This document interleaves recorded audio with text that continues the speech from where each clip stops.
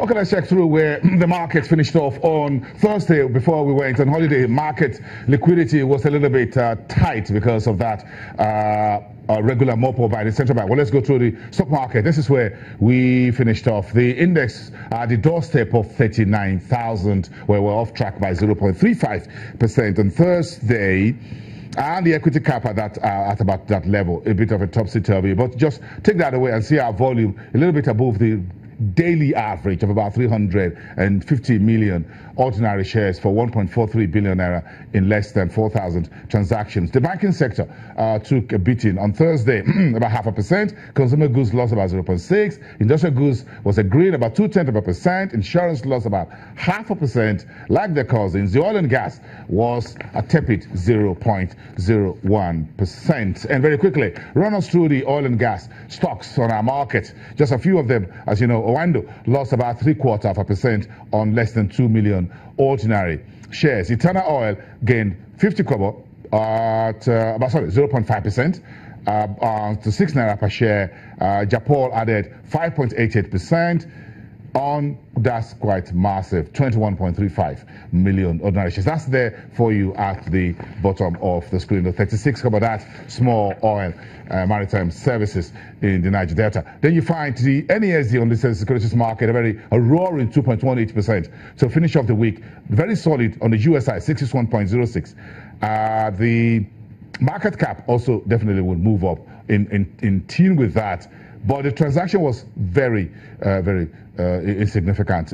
Just those numbers there for you to give you a sense of where we're starting the current week. But let's finish off with the fixed income, where we're looking at this week when the central bank will conduct the next open market operations. 377 billion is what we expected in terms of the.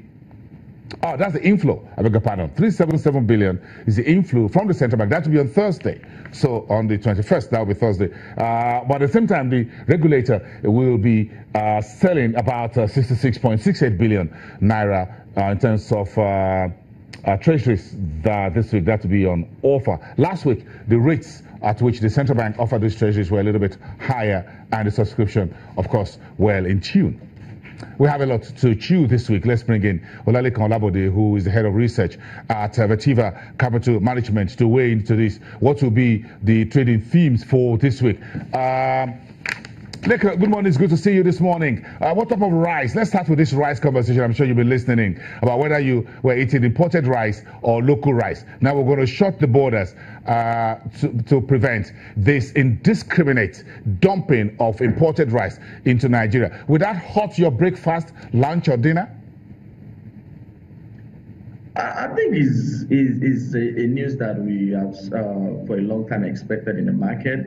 You recall that rice sufficiency in rice is one of the things that the government have been trying to push in this administration. And one of the things that we've seen recently is that yes, there have been a slight increase in production of rice in Nigeria, but we've also had huge smuggling around the border. It's not just for rice. We see this happening for flour. You see that happening for sugar.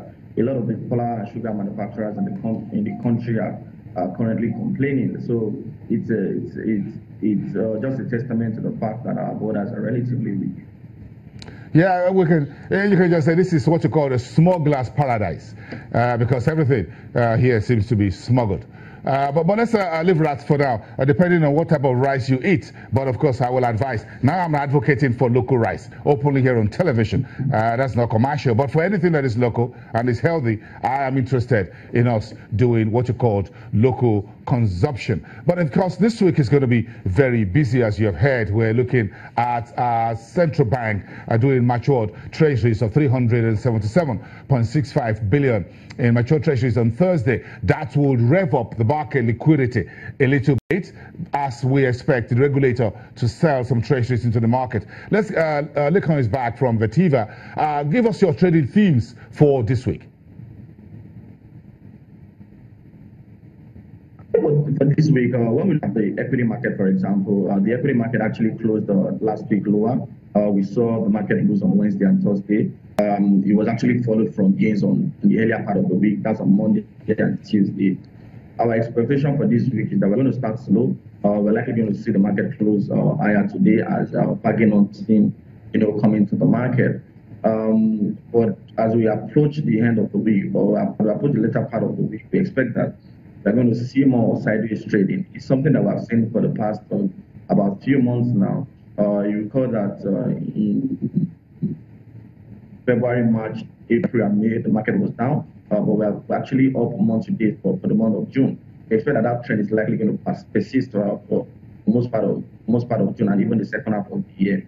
But for the fixed income market, you recall that what we have had at the beginning of the year is that every Thursday when we have more maturities in the market, we always see the CBN coming to the market to mop up liquidity. This did not happen on Thursday, and the expectation of the market is that we're likely going to see another mop up today. If we do not see today, then we are going to see, by next week, by this Thursday, because we expect another significant inflow into the market. That's basically the expectation. In terms of the yield curve for the Naira bond, as we're expecting the debt office to do the June auction, and then we're done with the second quarter. Well, what's your take?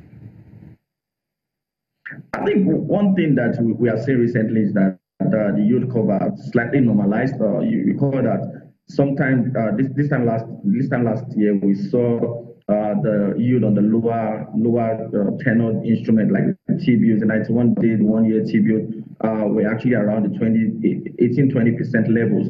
But now they've normalized to the level of 12 to 13%, depending on what tenor you are interested in. But what we can still see for the bond is that the bond level is still within 13 and 14%. We expect that rates are still going to close around this level. We've seen them moderate about 100, 200 basis points in the last 6 months.